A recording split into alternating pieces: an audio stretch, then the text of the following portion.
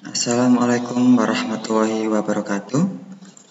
Kami tim peneliti yang terdiri dari Julius Erwanto, saya sendiri, Bapak Abdul Khalid, dan Bapak Dadang Dwi Pranowo. Kami melakukan presentasi penelitian kami dari skema penelitian berbasis rencana induk penelitian tahun kedua dari rencana 3 tahun dari sumber dana PNBP Politeknik Negeri Banyuwangi tahun 2020 dengan judul Pemodelan Konservasi Lahan dengan Konstruksi Guliplaks dari interlock Lego Brick berbahan limbah abu ampas debu di daerah aliran Sungai Badeng, Songgon, Banyuwangi. Untuk subtema kami pada tahun kedua ini berjudul Pemodelan Hidrologi menggunakan SWAT atau Soil and Water Assessment Tool di daerah aliran Sungai Badeng. Sebagai latar belakang penelitian kami, di mana bahwa di daerah Sungai Badeng tersebut pernah terjadi banjir bandang pada tahun 2018 dengan limpasan permukaan sebesar 26,16 meter kubik per detik dengan kapasitas aliran di sungai tersebut sebesar 3,8 meter kubik per detik. Dari dampak banjir bandang tersebut menyebabkan erosi dan longsoran di daerah aliran Sungai Badeng di daerah hulu yang menyebabkan meningkatnya kekritisan lahan. Sebagai rumusan masalah dan tujuan kami adalah bagaimana memodelkan laju erosi dan limpasan permukaan dengan menggunakan bantuan sistem informasi geografis di daerah aliran Sungai Badeng dan bagaimana upaya konservasi lahan di daerah aliran Sungai Badeng tersebut.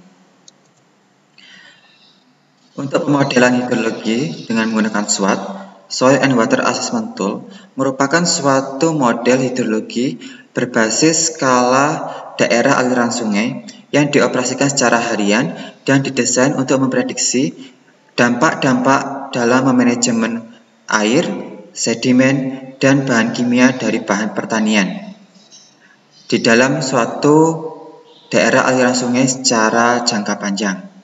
Dikembangkan oleh USDA Agriculture Research Service atau USDA ARS dalam mensimulasi hidrologi, kualitas air, dan manajemen sumber daya air.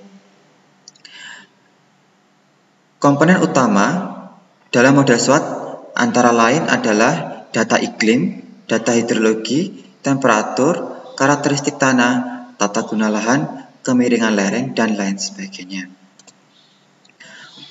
Untuk riset roadmap kami di tahun pertama sudah terlaksana dalam pembuatan inovasi interlock Lego Brick berbahan limbah abu ampas tebu sebagai bahan dasar untuk konstruksi pembuatan guliplaks. Di tahun kedua, dari segi lingkungan, kami meneliti terkait intensitas tingginya curah hujan dan limpasan permukaan dan juga laju erosi sedimentasi di daerah aliran sungai tersebut. Sehingga nanti target tahun ketiga adalah untuk membuat policy atau kebijakan terkait rekomendasi implementasi konservasi lahan dan perencanaan mitigasi bencana. Berikut lokasi studi kami di daerah aliran Sungai Badeng dengan luas 52,4 km persegi dengan proyeksi UTM WGS 84 di zona 50 Southern. Berikut adalah gambaran lokasi bendung Alas Malang di daerah Alas Malang, Songgon, Banyuwangi. Untuk data untuk proses modeling antara lain adalah data DEM atau data digital elevasi model, juga berupa ada data batas daerah aliran sungai dan jaringan sungai Badeng tersendiri.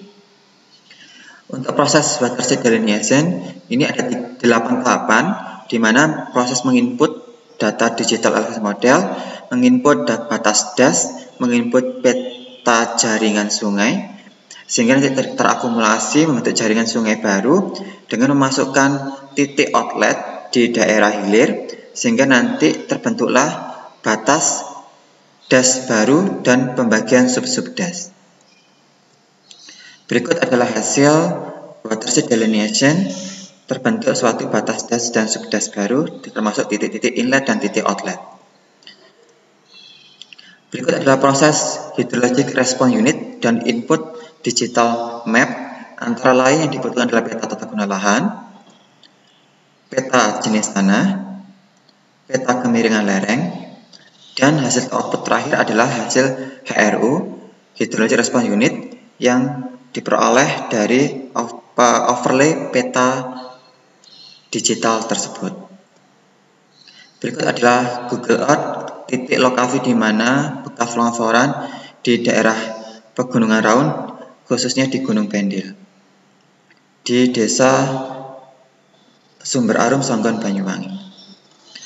Untuk proses running model SWOT diperlukan input data, yaitu data stasiun hujan dan data stasiun klimatologi, data curah hujan, data temperatur, data kecepatan angin, data radiasi matahari, dan data kelembapan udara relatif. Dari sini akan kita lakukan proses setup dan running SWOT model simulation dengan memasukkan data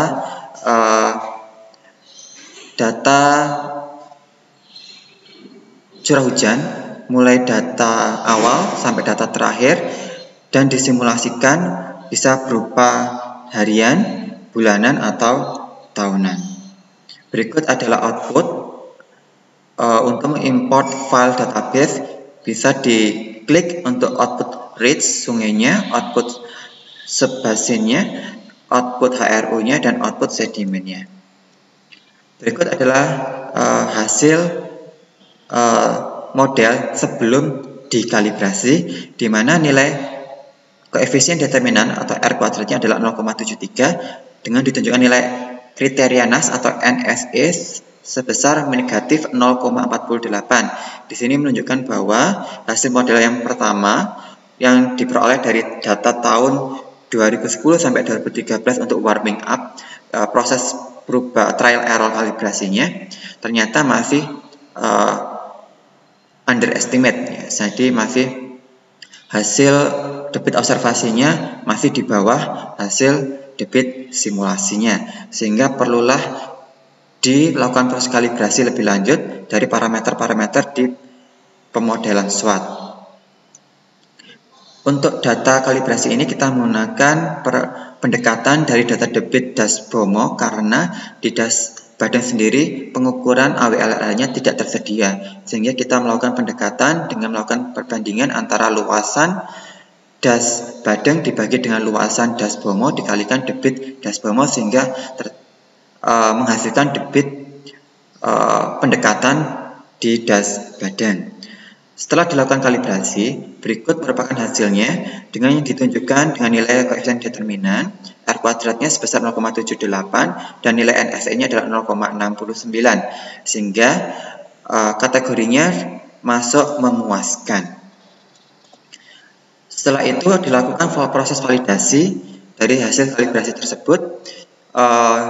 Validasi pertama ternyata menghasilkan nilai R kuadratnya adalah 0,22 dan nilai NSE-nya adalah negatif 0,39.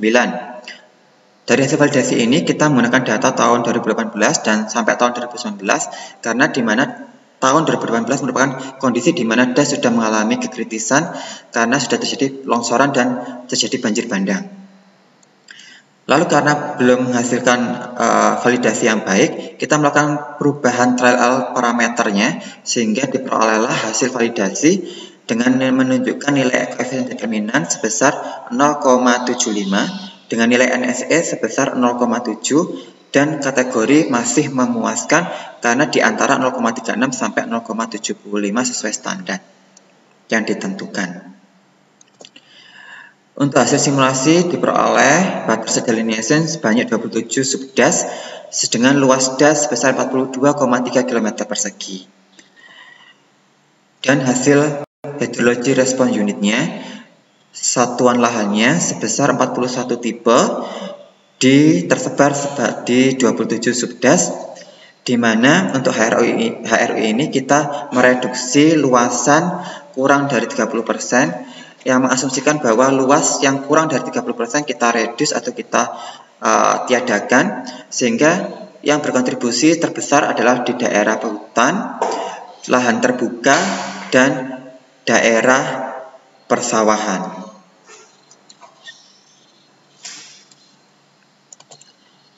Berikut adalah hasil pemetaan model SWOT yang diperoleh adalah hasil curah hujan, peta curah hujan, peta evapotranspirasi, peta evapotranspirasi potensial, peta aliran permukaan, peta debit sedimen, dan peta laju erosi, di mana laju erosi ini kontribusi terbesar yang terjadi erosi adalah di subdes nomor 2 dan nomor 8, kurang lebih antara 46,5 sampai 68,7 ton per hektar per tahunnya.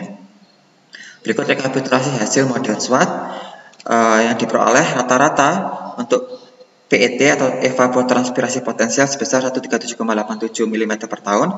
Hujan rata-ratanya adalah 387,7 mm per tahun, perkolasi 250,37 mm per tahun, limpasan permukaan 78,83 mm per tahun, debit sedimen 1102,94 ton per tahunnya, konsentrasi sedimen 550,09 mg per liter per tahunnya.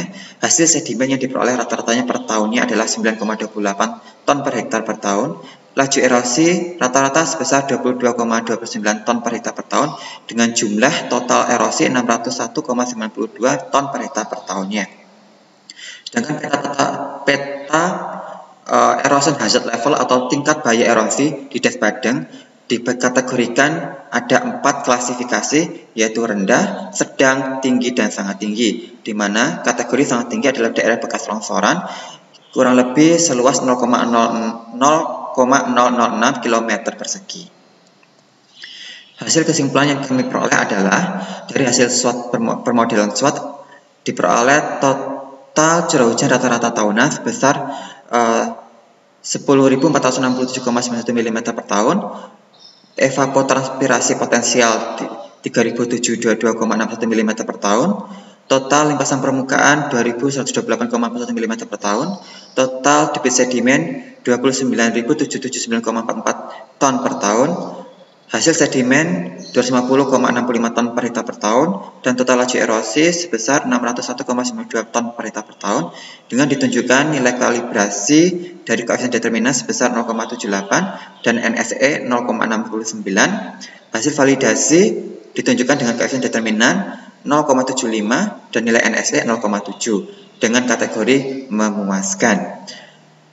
Sedangkan tingkat bahaya erosi yang sangat tinggi diperlukan adanya konservasi vegetatif berupa reboisasi, penghijauan, penanaman serewangi, penanaman rumput vetiver, dan agroforestry di daerah pegunungan. Untuk konservasi mekanik diperlukan pembuatan terasiring dan gulutan di daerah pertanian, pembuatan cek dam dan guliplat di daerah bantaran sungai atau di badan sungai, khususnya di Dusun Mangaran, di Desa Sumber Arum, Songgon, Banyuwangi, sebesar atau seluas 0,006 km persegi. Luaran yang telah kami capai adalah kita mempublikasikan dalam seminar internasional di ICASS 2020 secara online di Politeknik Padang pada tanggal 24 sampai 25 Oktober 2020 dengan bukti LOA dan paper yang kami submit. Demikian presentasi dari kami. Terima kasih atas perhatiannya. Disampaikan wassalamualaikum warahmatullahi wabarakatuh.